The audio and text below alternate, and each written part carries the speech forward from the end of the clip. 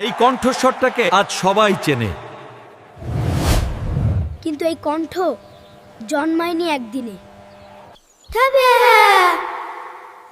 সবাই চুপ কেন? ভুল দেখেও যদি আমরা চুপ থাকি তাহলে ঠিকটা কে বলবে? চুপ কর, তুই কিছু বুঝিস না। ছোটবেলা থেকেই সে শিখে নিয়েছিল ভুল দেখেও চুপ থাকা সবচেয়ে বড় ভয়। ঝামেলা করিস না। স্যার, এটা ঠিক না।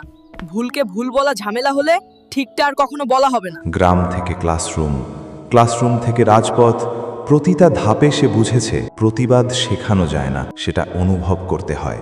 ন্যায় চাই, আজ না দাঁড়ালে কাল দেরি হয়ে যাবে।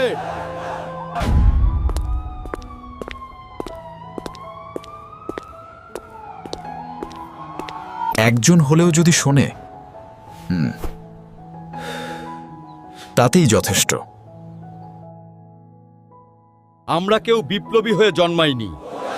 একদিন ঠিক করেছি ভুলের সাথে আর আপোস করব। আজ যদি আমার কণ্ঠ কাঁপে তাতে লজ্জা নেই। লজ্জা তখনই যখন অন্যায় দেখেও আমরা চুপ থাকি। দেশকে ভালোবাসতে ভয় লাগে না, ভয় লাগে অন্যায়ের পাশে দাঁড়ালে। এই রাস্তাটা কারো একার না, এই দেশটা কারো বাবার সম্পত্তি না। আজ যদি আমরা চুপ থাকি, আগামীকাল এই রাস্তা দিয়েই আমাদের অধিকার কবর দিতে নিয়ে যাবে। ভাই, ভয় লাগে, ভয় থাকবেই, কিন্তু মনে রেখো, ভয় নিয়ে দাঁড়ালেই সাহস জন্মায়। কিন্তু আজ এই রাস্তায় দাঁড়িয়ে আমি জিজ্ঞেস করি, এই দেশ কি শুধু চুপ থাকা মানুষের? আমরা কেউ হিরো নই, আমরা সাধারণ মানুষ। কিন্তু ইতিহাস সব সময় সাধারণ মানুষ দিয়েই লেখা হয়। আজ যদি তুমি চুপ থাকো, কাল তোমার সন্তানের সামনে তুমি চোখ তুলে তাকাতে পারবে না। আমি একা নই, আমি হাজার মানুষের কণ্ঠ হয়ে দাঁড়িয়ে আছি। ভয় ছিল তারও, কিন্তু চুপ থাকার ভয়টা ছিল আরও বড়। একটা মাইক, একটা কণ্ঠ আর সত্য বলার সাহস, এই তিনটেই বদলে দিয়েছে সবকিছু। আমি একজন মানুষ, ভুল করতে পারি, কিন্তু অন্যায়ের সাথে আপোস করি না। ওকে গুলি করেছে।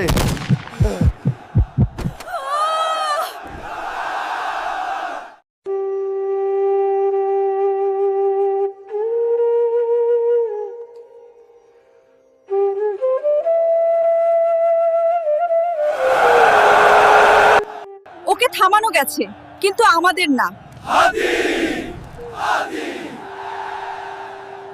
আমার কণ্ঠ একজন থামানো যায়, হাজার হাদিকে না। হাদি বেঁচে থাকবে কণ্ঠে, সাহসে, সত্যে। হাদি ও মানুষ ছিল, ভয় পেয়েছিল, তবুও দাঁড়িয়েছিল। তাহলে আমি ভয় পেলেও দাঁড়াবো। এই কণ্ঠটা থেমে যায়নি, শুধু শব্দ থেকে স্মৃতিতে রূপ নিয়েছে। যে কথা সে বলেছিল সেগুলো বাতাসে মিলিয়ে যায়নি, মিশে গেছে মানুষের বুকের ভেতর। কিছু কথা মাইকে বলা হয় না, সেগুলো ইতিহাসের কাছে বলা হয়। আর ইতিহাস কণ্ঠ মনে রাখে না, সাহস মনে রাখে। একটা কণ্ঠ থামানো যায়, কিন্তু যে সাহস সে রেখে যায় সেটাই নতুন কণ্ঠ তৈরি করে। এইভাবেই জন্ম নেয় আরেকটা কণ্ঠ, আরেকজন হাদি।